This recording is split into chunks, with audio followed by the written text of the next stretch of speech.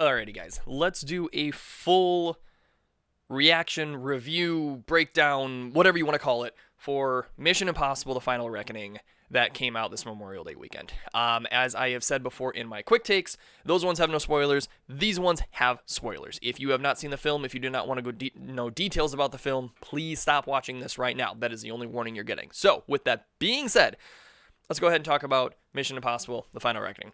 Kind of starting from, I guess, really high level with all of it, right? This was, in my opinion, the right way to end this franchise. Tom Cruise has been doing these films for almost 30 years with Mission Impossible and has always been upping the ante with his stunts. It has always been up in the ante with the stories, I feel like, and the great performances that come behind it. Say what you will about Tom Cruise. He does films so well. He does action films so well, and he delivered on that again with this film. Kind of going through, things, guys, echoing a little bit what I said in my quick take, right? The action is on par. The acting is on par. There are moments that are making you hold your breath. It was not a super predictable film. The score on this film, I have to talk on that before I lose my mind. The score, the soundtrack on this film, and the way that it married so well between what you were seeing and what you were hearing to create just this overall experience. I don't know if immersive is the right word necessarily to use, but just something that you felt this film as you were going through it. And the thing that I want to reference is the submarine sequence.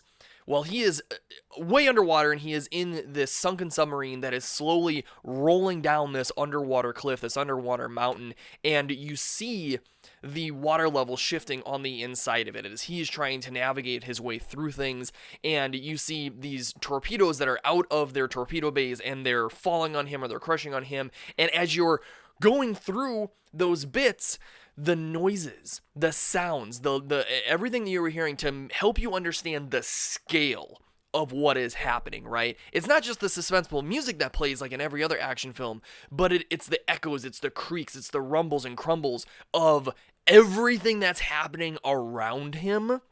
Just adds to the depth and the scale that he delivered on this film. The airplane sequence was amazing. It wouldn't be Tom Cruise if he didn't have something to do with airplanes. He had some really great ground things. He had some great things again happening in the air, but that submarine sequence, I think, was my absolute favorite thing. Going back to earlier in the film, though, I was not ready for Luther to die. I get it, and it made sense, and I think that is something that, again, makes this film so great, is Luther is one of those people, character-wise, that is just kind of iconic to me. I think of Mission Impossible, obviously I think Tom Cruise, but I go right to Luther as well. He's just one of those characters that has always just been kind of like the soul for that team in a lot of different ways.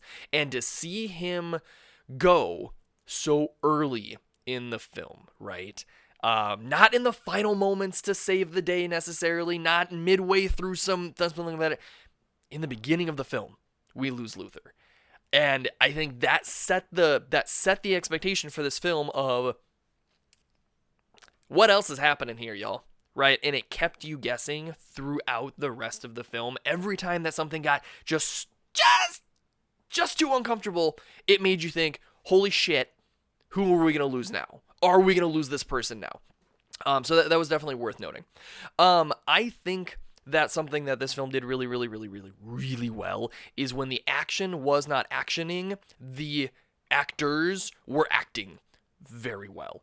Their performances in between these big battle sequences, in between these explosions and these grandiose scale events that were happening, still kept you engaged. I feel that is something that we lose in a lot of action films these days, is that the acting it's there, right? Or maybe it's a little subpar, but it's rushed because it's trying to get you to the next action sequence to show off this big budget explosions and CGI and all these other things. And Mission Impossible didn't do that.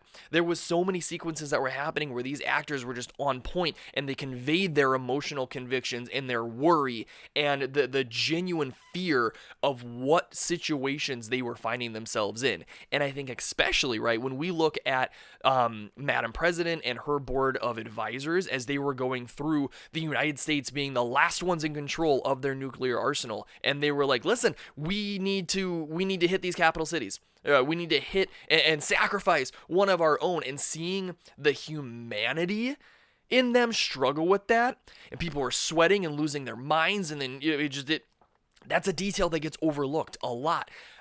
Even to the point, going back to the submarine sequence, right? When he got out of that sub and pulled his face mask off, and I was like, what? You idiot! Seeing him as he was getting to the ice cap, right? Convulse and realistically die, right? And that was part of the plan. They addressed that like, you're gonna die.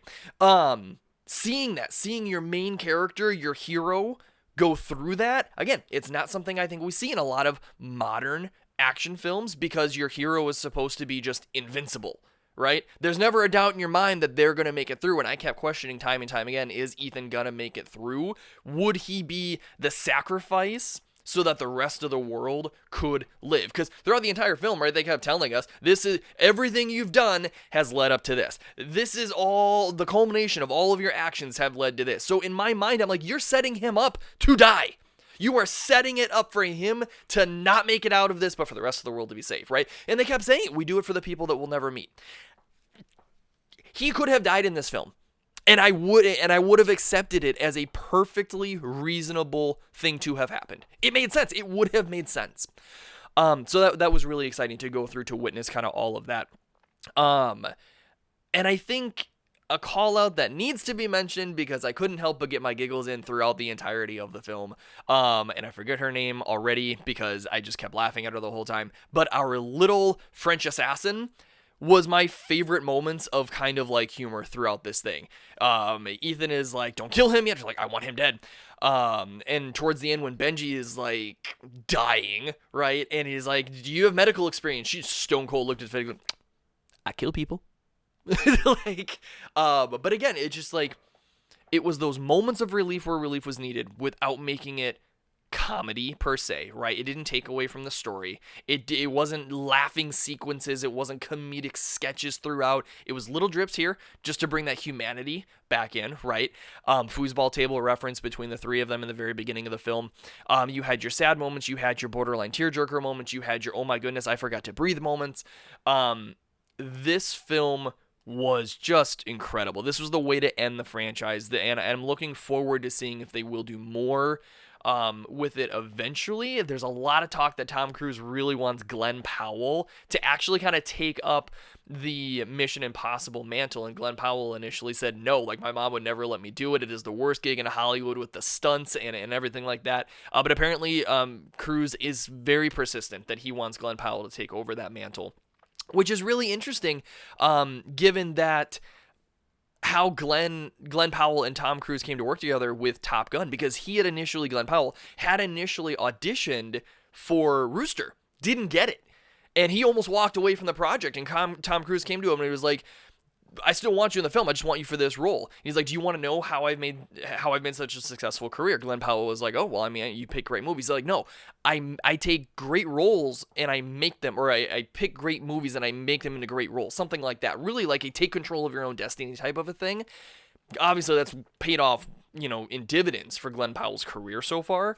But then to turn around and have so much respect coming out of Tom Cruise to like, hey, I want you to now take the head when it comes to this franchise that I've been spearheading for almost 30 years. Anyway, it's fantastic, guys. I can't say enough about it. So thank you so much for Tom Cruise and company for creating such an incredible film. Thank you, Marcus Cinemas, for having just such an amazing theater for myself to enjoy this movie in, to really experience this film, and I cannot wait to see what they do next, if they do anything else with it. If they don't do anything with it, I'm okay with it. I'm really okay if this is the actual end to Mission Impossible. The way that they did it, I think, was the right way to go. Make sure to hit like, guys. Drop your comments down below. What were your thoughts on the movie? Did you see the movie? What are your opinions on that? And make sure to hit that subscribe button. That way, the next time that I drop either a full review or a quick take, you guys can go ahead and take a peek at it as well. Until next time, guys. See ya.